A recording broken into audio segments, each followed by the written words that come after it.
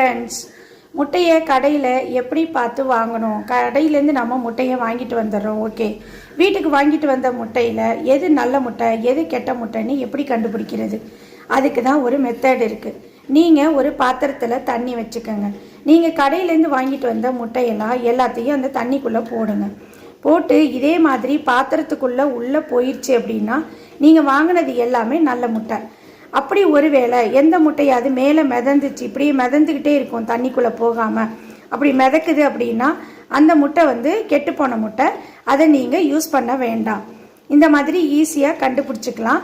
இந்த மாதிரி டெஸ்ட்டு பண்ணி அதுக்கப்புறமா நீங்கள் எக்கை முட்டையை ஸ்டோரேஜ் பண்ணி வச்சுக்கோங்க.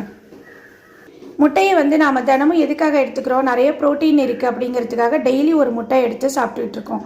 ஆனால் அது நல்லதாக சாப்பிட்ணுங்கிறதுனால தான், அதுக்காக தான் இந்த வீடியோ பண்ணி போடுறேன். நீங்கள் நல்ல முட்டையை டெஸ்ட்டு பண்ணி சாப்பிடுங்க.